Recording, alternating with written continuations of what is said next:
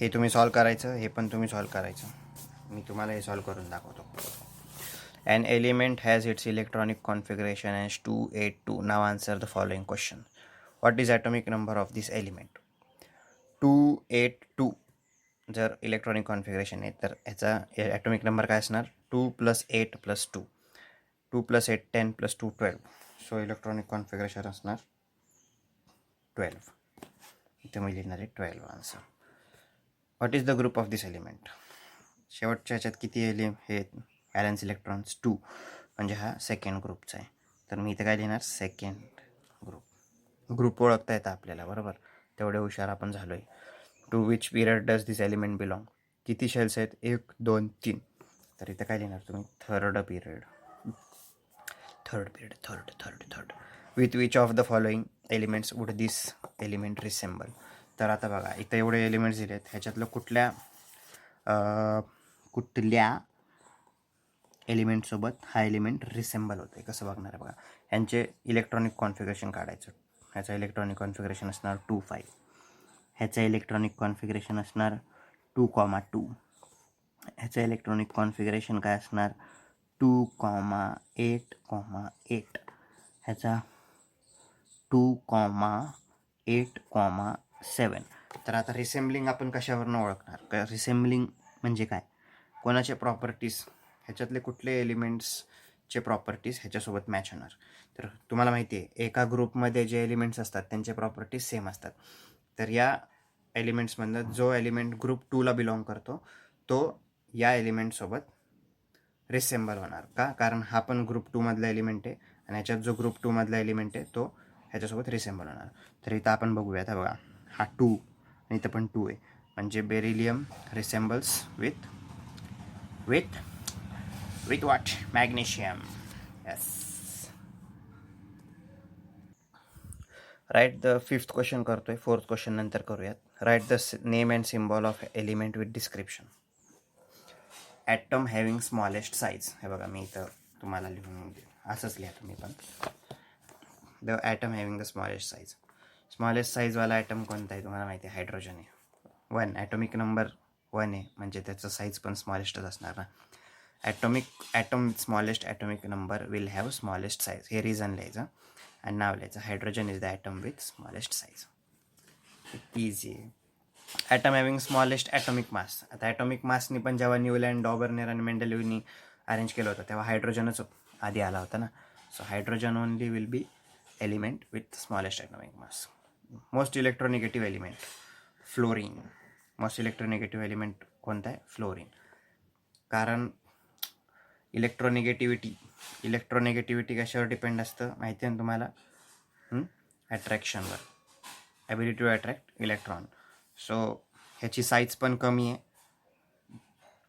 Okay, ह्याची size कमी, atomic size लेस असल्यामुळं हा मोस्ट इलेक्ट्रोनिगेटिव्ह एलिमेंट. आपण पहिले 20 एलिमेंट्सच बघतोय म्हणून त्याच्यात हाच मोस्ट इलेक्ट्रोनिगेटिव्ह एलिमेंट आहे. साईज कमी असली पाहिजे. Noble gas with smallest atomic radius. तर नोबल गॅसचं तुम्हाला माहिती आहे, तो 18th ग्रुपमधले जे एलिमेंट्स आहेत ते सगळे 18th ग्रुपमधले जे एलिमेंट्स आहेत ते सगळे नोबल गॅसेस आहेत. तर त्याच्यात सर्वात कमी ॲटॉमिक रेडियस कोणाचा असणार? ज्याचा ॲटॉमिक नंबर कमी आहे. तर ॲटॉमिक नंबर कोणाचा कमी आहे? 2 हेलियम. सो हेलियम काय लिहिणार तुम्ही? हेलियम काय पण म्हणा, हिलियमच म्हणतात. Okay. Most reactive non metal. So मी काय बोललो होतो मगाशी तुम्हाला? आत्ता इथं दाखवलं होतं मी, करेक्ट? हा बघा, मी जस्ट तुम्हाला दाखवलं होतं की ज्याची व्हॅलन्सी सर्वात कमी असणार नॉन मेटल्समध्ये, ते काय विचारले? मोस्ट रिॲक्टिव्ह नॉन मेटल विचारले. कोणाची व्हॅलन्सी कमी आहे? हे बघा इथं, मोस्ट रिॲक्टिव्ह. आता हा क्लोरीन थर्ड पिरियडमध्ये, करेक्ट? थर्ड पिरियडमधला एलिमेंट आहे, पण ह्याच्यापेक्षा पण कमी ॲटॉमिक साईज कोणाची आहे? सेकंड पिरियडमध्ये, कारण 2च शेल्स आहेत आणि फ्लोरीन 2 शेल्स असल्यामुळे त्याची 2,7च आहे. त्याचं पण 9 आहे ना atomic number. So electronic configuration 7 आहे. ह्याची पण व्हॅलन्सी काय? 1. सो ॲटॉमिक साईज पण कमी आहे आणि व्हॅलन्सी पण 1 आहे. So this is most reactive non metal. So इथं तुम्ही काय लिहिणार? Fluorine. Noble gas with helium. हे लिहून देतो तुम्हाला इथं, फ्लोरीनच. लक्षात ठेवा, हे विचारलं जातं. हा क्वेश्चन 5 मार्क्सला विचारला होता एकदा, म्हणजे बोर्डनी नाही विचारला होता पण प्रॅक्टिस सेटमध्ये विचारला होता. त्यांनी प्रॅक्टिस पेपर रिलीज केले होते मागच्या वर्षी. Atom having smallest size hydrogen आणि स्मॉलेस्ट ॲटॉमिक मास पण हायड्रोजनच. Okay, now we will solve this. Right the names from the description. 8 question solve करूयात. इझी आहे खूप. बघा, period with electrons in the shells K, L and M. Period with electrons in the shells K, L and M. K, L, M कुठल्या पिरियडमध्ये किती cells आहेत? हे 3 shells, म्हणजे third period. Group with zero valency. Zero group कोणाला म्हणतो आपण? 18th ग्रुपला म्हणतो ना, माहितीच आहे तुम्हाला. Family of non metals having valency 1. तर मी तुम्हाला एक्सप्लेन केलं होतं फॅमिली, माहिती आहे ना तुम्हाला, बोरॉन की फॅमिली, क्लोरीनची फॅमिली, असं नाही का ते थर्ड पिरियडमधनं. तर family of non metals having valency 1 कोणती आहे सांगा बरं. वॅलन्सी 1 पिरियडिक टेबल बघा आणि सांगा मला. तर वॅलन्सी 1 असलेला ग्रुप कोणता आहे इथं? 17. कारण हे बघा इथं काय विचारलं आहे तुम्हाला की इथं family of non metals, so non metals इथं आहे. Family of metals with having 1 असतं तर हा फर्स्ट ग्रुप असता, पण नॉन मेटल्स विचारले म्हणून आपण इथं आलेलो आहे. तर 17 ग्रुपला मी काय बोललो होतो तुम्हाला, 17 ग्रुपला काय म्हणतो आपण? Halogen family. सो इथं तुम्ही काय लिहिणार answer? Halogen. Halogen family. Family of metals having valency 1. Family of metals having valency 1. आता मेटल्समध्ये या इथं. तर ह्याला काय म्हणतो आपण? ह्याला मी तुम्हाला सांगितलं होतं ना काय म्हणतो? Alkali metals. Alkali metals. Elements belonging to group 1 are called alkali metals. मग अल्कलाइन अर्थ मेटल्स असे. So family of metals having valency 2. Metals having valency 2 ला काय म्हणतो आपण? Metals having valency 2 alkaline earth metals. म्हणून तर हे सगळं तुम्हाला घेतलं होतं ना मी. शिकवताना आम्हाला माहिती असतं काय काय लागणार आहे, तेवढंच घेतो मी, फालतू घेत नाही बसत काही पण. Metalloids in the second and third periods. Second आणि थर्ड पिरियड्समध्ये मेटलॉइड्स बघा. सेकंड पिरियड आणि थर्ड पिरियडमध्ये मेटलॉइड्स. सेकंड पिरियडमध्ये मेटलॉइड झिगझॅग लाईन इथं आहे, तर बी, AL आणि SI. Correct. Metalloids in the second and third period. Boron आणि सिलिकॉन. सो इथं काय लिहिणार तुम्ही? Boron and silicon are metalloids. Non metals in the third period. Third पिरियडमध्ये नॉन मेटल्स कोणते आहेत? ह्याला नाही पकडायचं बरं का. कोणते पकडणार? Chlorine, sulphur, phosphorus. Chlorine, sulphur, phosphorus. ह्याचा आन्सर हे. 2 एलिमेंट्स हॅव्हिंग वॅलन्सी 4. 2 एलिमेंट्स हॅव्हिंग वॅलन्सी 4 म्हणजे एकतर कार्बन आहे. करेक्ट. कार्बनची वॅलन्सी 4 असते, म्हणून त्याला आपण टेट्रावॅलंट म्हणतो. मागच्या वर्षी शिकलेलो आहे आपण हे. Okay, carbon is called tetravalent. माहिती आहे ना तुम्हाला carbon? Why? Because it has 4 electrons in its last shell, so it is known as tetravalent element. So carbon is having valency 4. अजून एक कोणता आहे बरं? सिलिकॉन असेल मला वाटते. सिलिकॉन तर 14, 284 सिलिकॉन. माहिती आहे ना मला तर माहितीच असलं पाहिजे. सिलिकॉन म्हणजे बघा, तुम्ही म्हणाल अरे दादा तुला काही कळतं की नाही, ह्याच्यातले या ग्रुपमधले सगळेच 4 वाले एलिमेंट्स आहेत, मग आपण सगळे लिहू शकतो.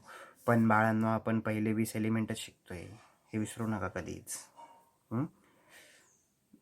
पहिले 20 एलिमेंटच शिका ना. जेवढं विचार सांगितलं तेवढंच करा. तर पहिल्या 20मध्ये 2च आहेत, म्हणून मी 2 लिहिले. ओके, सो भांडणं करायची नाही बिलकुल. पण आता सायंटिफिक रिझन्स मार्क करून देतो तुम्हाला.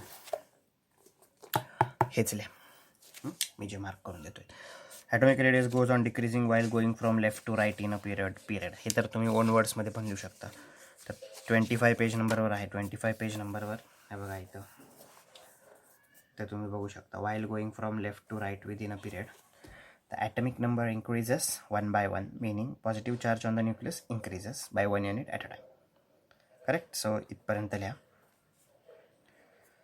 हा झाला first point. Due to increased nuclear charge, the electrons are pulled towards the nucleus to a greater extent, and thereby the size of atom shrinks or decreases.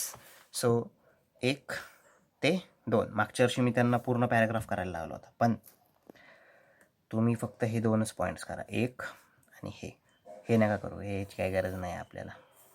हे मला नाही आवडलं, मी नाही लिहिणार, तुम्ही पण नका लिहू. समजलं? हे 7th A आन्सर आहे. हा मला आवडलं नाही तसं नाही आहे, पण तुम्ही म्हणाल काय पण सांगतोय दादा. हा फर्स्ट पॉईंट, हा सेकंड पॉईंट. कारण काय होतं की ॲटॉमिक नंबर वाढतोय म्हणजे positive charge on nucleus is increasing, आणि due to increase nucleus charge electrons are pull towards the nucleus. म्हणजे एकदम टेक्निकली करेक्ट आन्सर आहे. आणि बोर्डमध्ये कसं आहे ना, तुम्हाला तेच विचारतात. तुम्हाला आता सगळं असं मोठमोठे आन्सर्स लिहून मार्क्स नाही भेटणार, तुम्हाला up to the point answer लिहायचं, म्हणून मी तुम्हाला असे मार्क करून देतो आहे answer. Next one, metallic character goes on decreasing while going from left to right. आपण आता बघितलं होतं मेटॅलिक कॅरेक्टर. Page number 27. इथं मी लिहिलं नाही पेज नंबर, तुम्ही लिहून घ्या. 27 page number. While going from left to right within a period, the outermost shell remains the same. हे तर बघितलं होतं. However, positive charge on the nucleus goes on increasing, while the atomic radius goes on decreasing. And thus, effective nuclear charge goes on increasing. As a result of this, tendency of atom to lose valence electrons decreases. Therefore, within a period from left to right.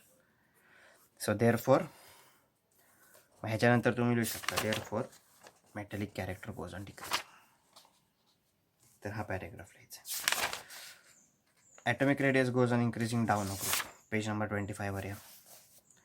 This is because while going from down a group a new shell is added. जसं आपण बघितलं मगाशी, हायड्रोजनमध्ये 1, लिथियममध्ये 2, सोडियममध्ये 3, 4 अशा cells वाढत जातात. Therefore distance between atomic electron and nucleus goes on increasing. As a result atomic size increases in spite of increase nuclear charge. तर nuclear charge तर वाढतोय, पण ॲटॉमिक साईज पण वाढते ना. त्यामुळं काय होतं की atomic size goes on increasing आणि इलेक्ट्रोनिगेटिव्हिटी, इलेक्ट्रोपॉझिटिव्हिटी कमी होतं डाऊन द ग्रुप. ओके, लय बोलावं लागतं व्हिडिओसाठी. Elements belonging to the same group have same valency. काय फालतू क्वेश्चन आहे, बघू जरा थांबा कुठं आहे म्हणून. हे 2 जे क्वेश्चन्स आहेत हे डायजेस्टमधनं करा. टेक्स्टबुकमध्ये आहेत पण खूप वास्ट आहे, खूप मोठं आहे आन्सर. डायजेस्टमधनं करून टाका. ओके, डायजेस्टमध्ये तुम्हाला ह्याचा आन्सर एक तर हे म्हणजे सोपं आहे. Elements belonging to same group have same valency, हे तर माहिती आहे आपल्याला. आणि the third period contains only 8 elements even though the electron capacity of the third shell is 18. वा, third group contains only 8 elements even though the electron capacity of the third shell is 18. काय question. हा question पण डायजेस्टमधनं करा, याचा answer तुम्हाला भेटेल.